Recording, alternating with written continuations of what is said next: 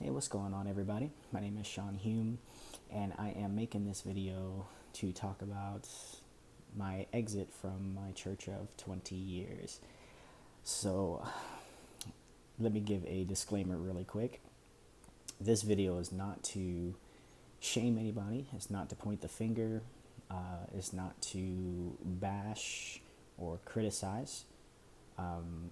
I do know some people will take it as such, but this is to tell my testimony as far as what God has done and what He pulled me out of, and it's also to help those that are in a similar situation or have been in a similar situation and felt like they didn't have a voice. So, let me share with you. Now, I will tell you that this is not easy to do. Um, I'm sure it could be easier for others, but I had to make sure I was in a place where I wasn't talking out of anger or talking out of hurt. I really want all the viewers to be able to see my heart, and I'm just gonna be transparent. It's hard. It is very hard, but let me go ahead and get into this. I don't know how many videos this is going to spawn. I would like to just deal with this particular topic and give you the information that way. But anyway, so let's go ahead and get into it. So during my exit, I was a associate pastor. Um, and I also had the unofficial title of Golden Boy.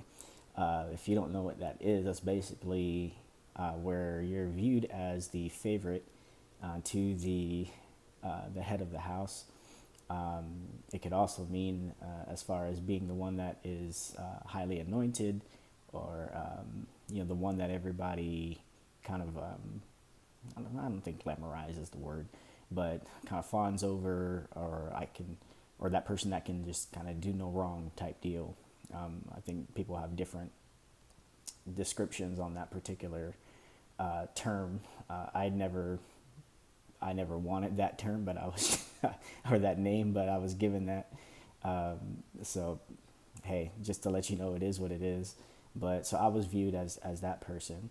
Um, I was the choir director for at least 7 years of my 20 years there, but sang pretty much all the way through in different forms. Came up through the ranks as a youth minister, a minister, an elder, a national elder through our alliance, and then also an associate pastor, which was my final title there. So, being that person that just extremely loved our church, I loved our leaders, loved, and still do, by the way, let me preface that, but just that person that was so rah rah for the church. If anything was ever said about the church, then I would be that one to defend. And so to see myself here now, and again, not coming against the church, but just to be in the position that I'm in, it's totally different.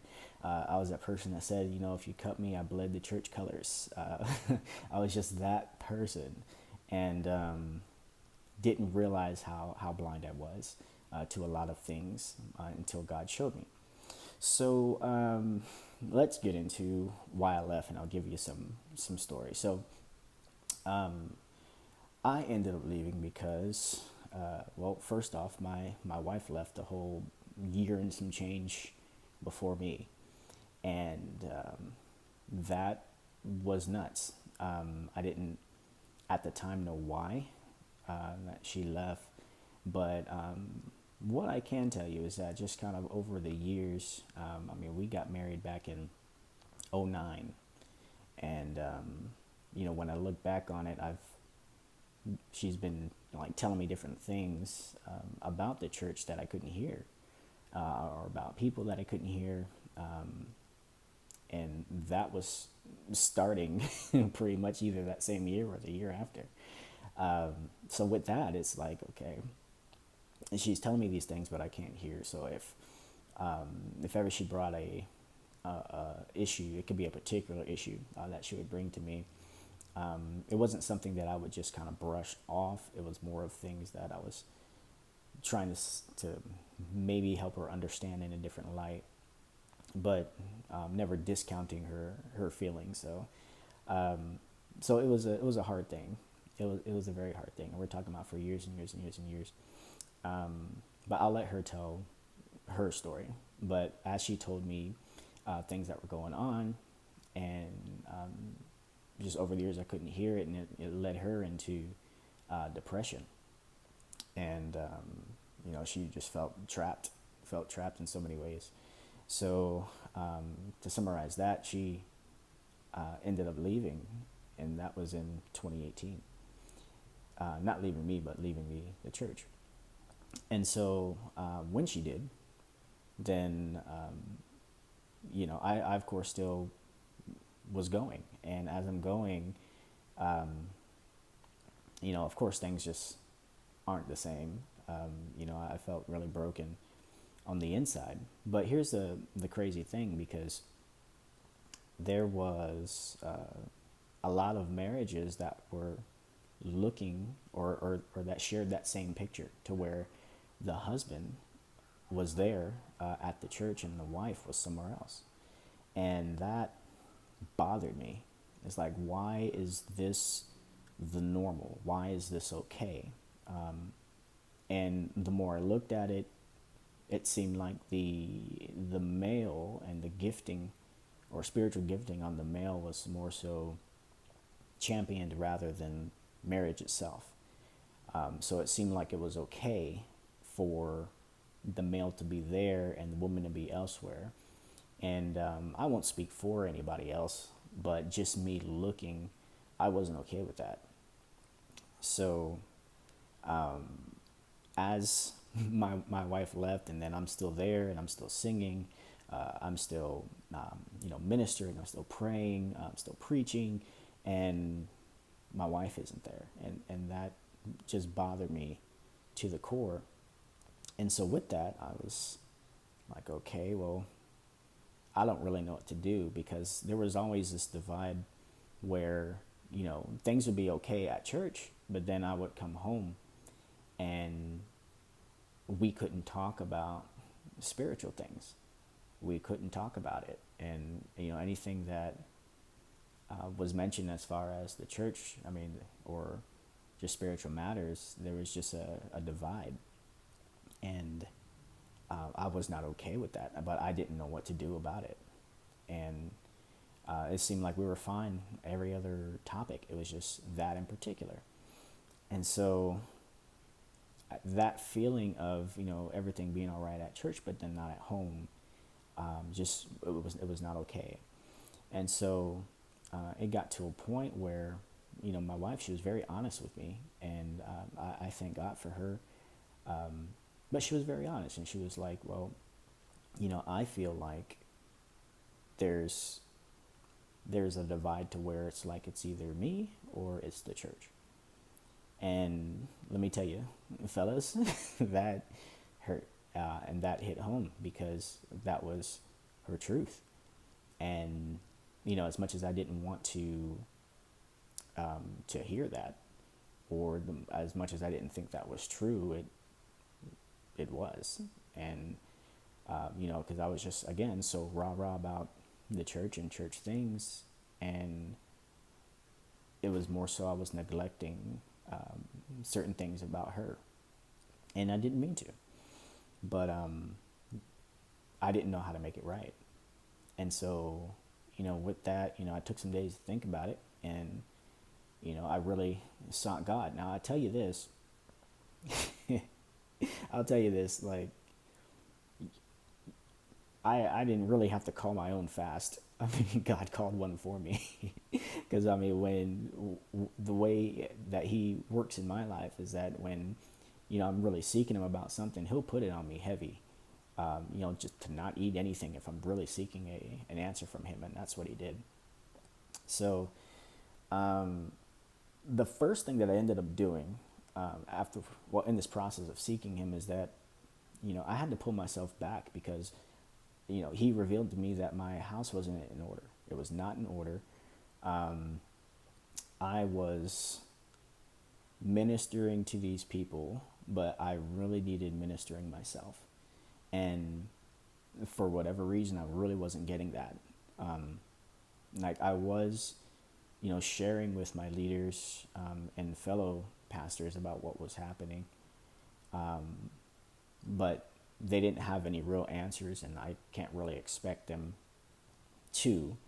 But the I guess the most or the most common answer that I got was to to seek God and to stand, and that He's going to fix everything. And I thought that would mean that He's going to fix everything to where my wife would end up coming back to the church, and that everything will be well that way.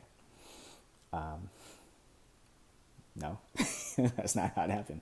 But anyway, so as I'm seeking God and I'm realizing my house is not in order, I had to, and this was just a conviction on my part that I ended up pulling back from ministering in some ways. So again, at that time, I was kind of directing or co-directing, and then of course, singing in the choir and things. And I had to pull back from that because I felt I wasn't fit at that time to minister to others when I'm really broken on the inside, and I felt that my life wasn't together and that I was a hypocrite.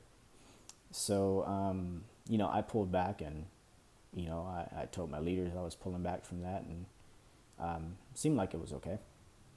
And then so it stayed that way for a while, and things still weren't really getting better because God was not done. So there was still the have the high time at church and then come home, and it just wasn't right. And it was draining. It was so draining. So then my wife, now keep in mind, my wife, she after she left, she was still attending church, but not that church, but just virtually, other churches, and kind of getting back to who she is, and getting maintaining her relationship with God. So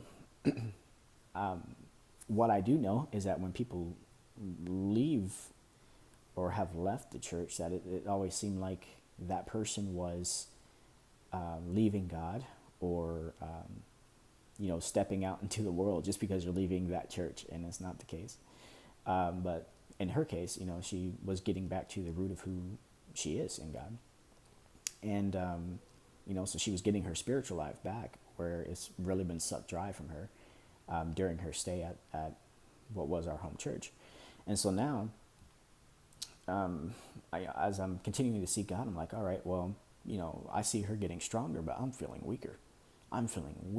And I just feel like I can't do anything. I feel like I can't minister properly.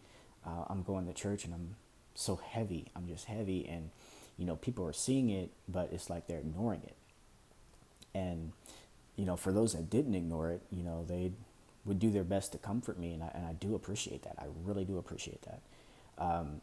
But again, nobody really had the answer as far as what I need to do and how things will get better. So what the next step was for me, God had told me that I need to divide my time, and He showed me splitting my time between my home church and then going to another church with my wife.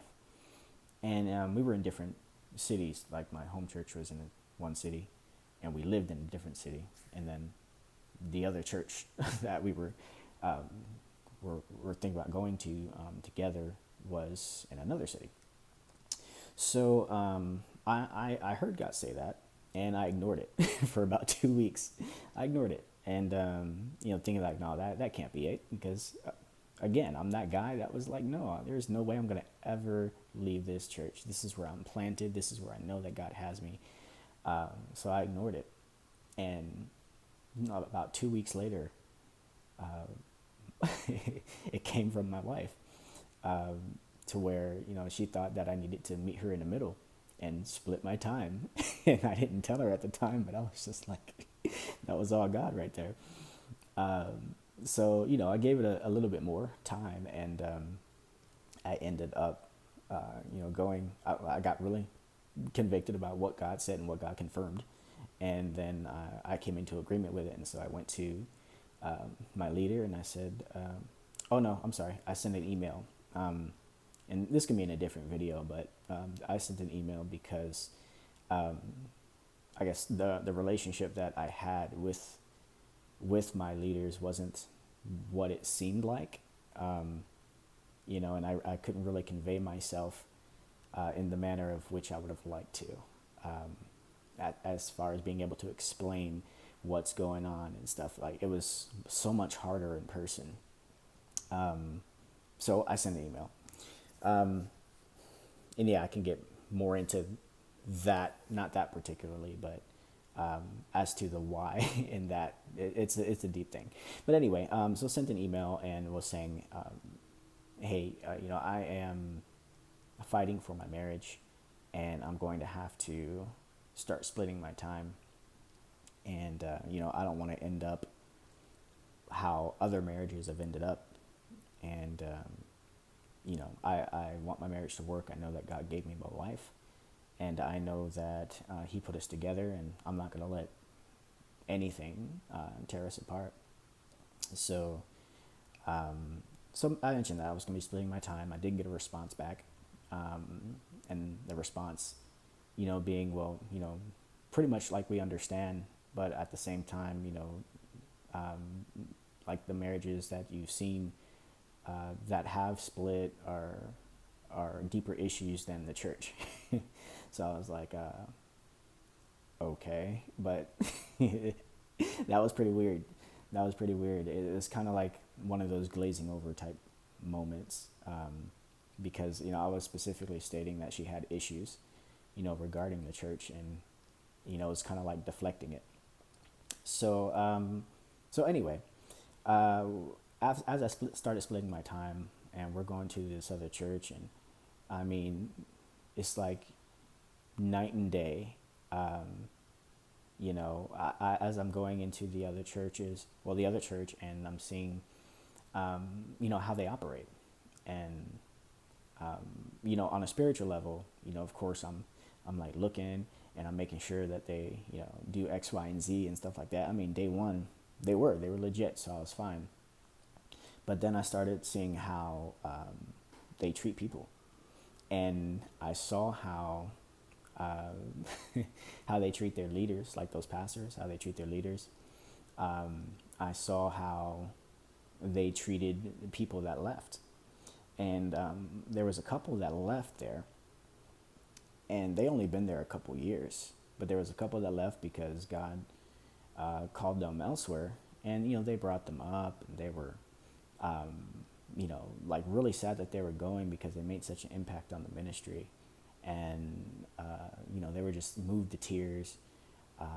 And then, of course, they were praying with them, and they allowed the congregation to pray with them and stuff like that.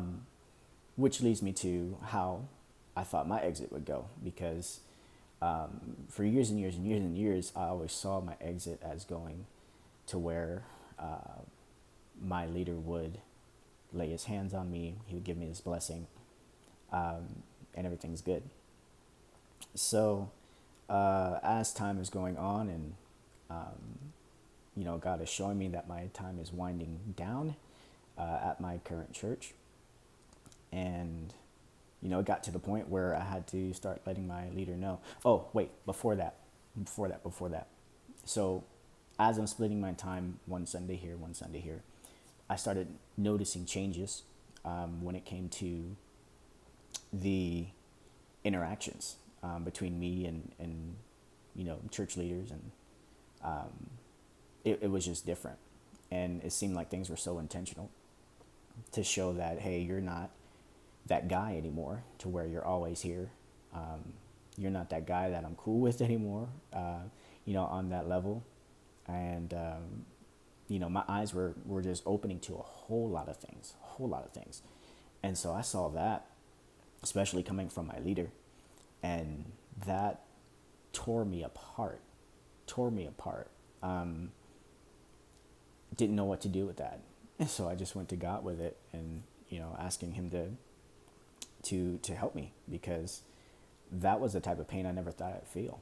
It just hurt. It hurt bad. But anyway, getting back to God showing me that my time is winding down. So as it got closer and closer, I decided that, hey, I need to go ahead and share this with my leader. So, one Sunday I pulled him aside, and after church, and I was like, hey, I know that you know what's going on, and I got to tell you that my time is God showed me that my time is actually winding down here, and and I was all shaky when I was talking about it. I'm pretty much like I am now because it was crazy. But the response that I got was that actually we kind of figured that, because your wife is somewhere else, and this, that, and the other, and and it seemed like it was in agreement, like they were okay with it. And so I was like, oh wow, okay, that was a lot easier than I thought. So it was a pretty good conversation. And so then after I left, and went home, and told my wife, and I mean we were good. We were just ecstatic, because God was mending us back together. We were sitting under the same word. We were discussing the word and stuff like that. Of course, at this other church, and now it's going to be a more permanent basis, and we were kind of getting back to who we are. It was just amazing. And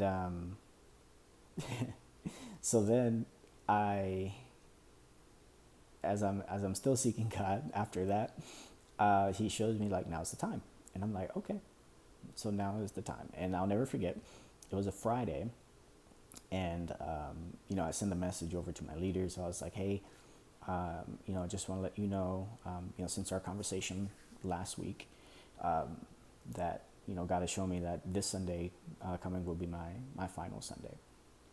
And got a response, saying that, okay.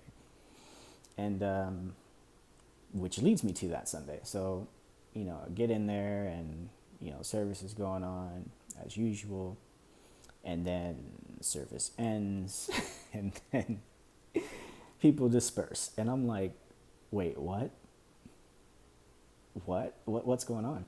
And so as people are leaving, there's no mention of me, no mention at all. And I'm like, okay, what is going on? And it's like I almost had to track down, or chase down, rather, the first lady of the church. I was like, wait a minute. And so I get to her, and I'm like, hey, I thought at least you guys would pray for me. Like, what happened? And then the response was, well, I think that pastor just forgot. Forgot. I really found that hard to believe. I really find that hard to believe. I've been here 20 years. We just had this conversation and you forgot. I don't buy it. So, she saw I was bothered by it, but it seemed like it was more of just kind of, again, glazing over stuff. And so she was like, okay, well, hang on, I'll go get pastor. I was like, all right. And again, by this time, there's barely anybody in the church.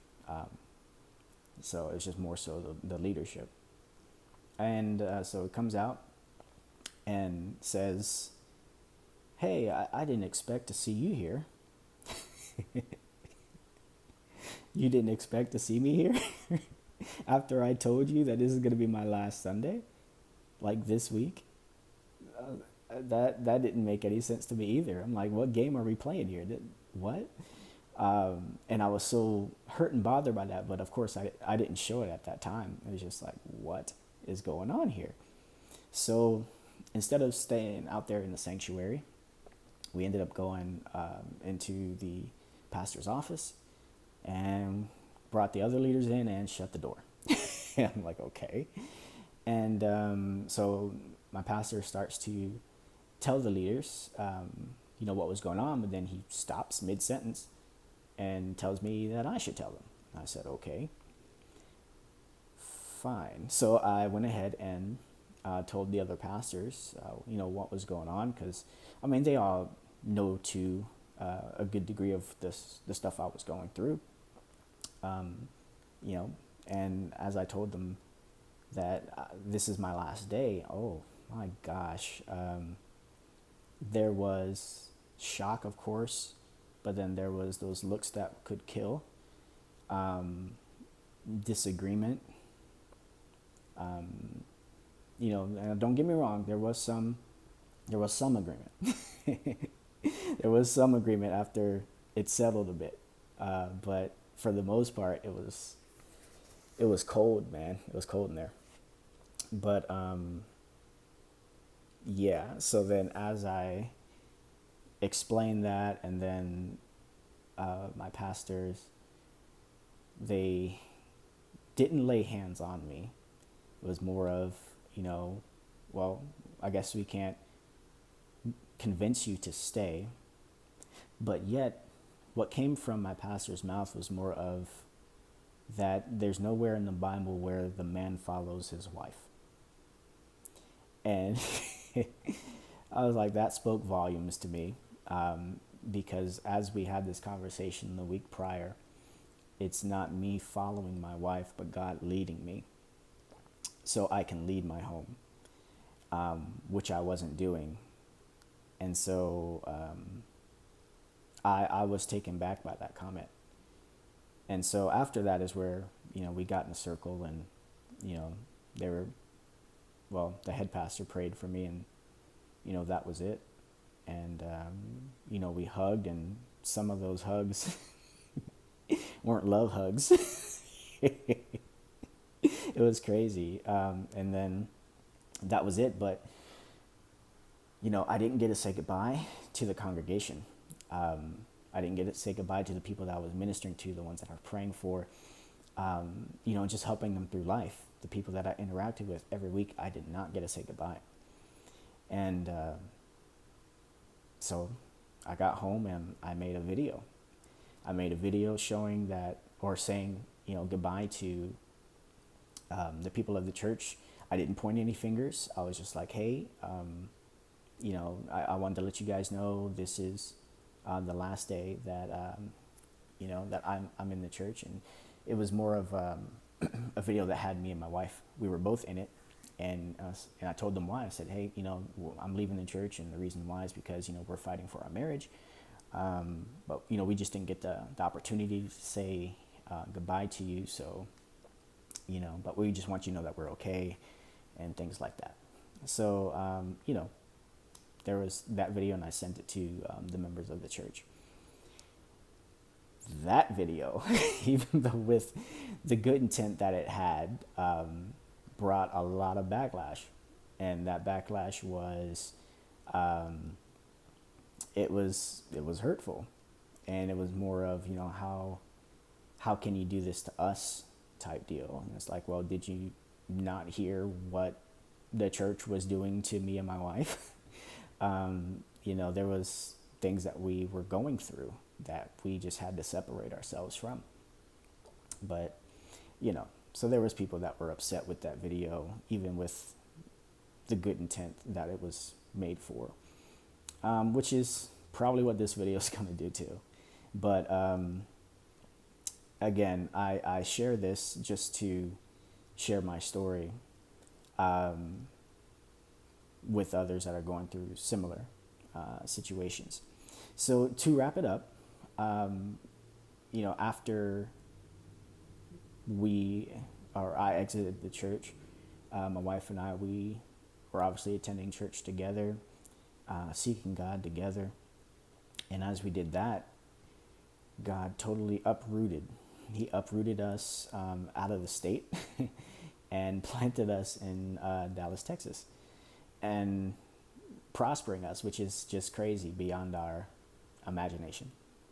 And so with that, I just want to say to those that are in a type of similar situation and feel like there's no hope, there absolutely is hope, and that God can turn anything around.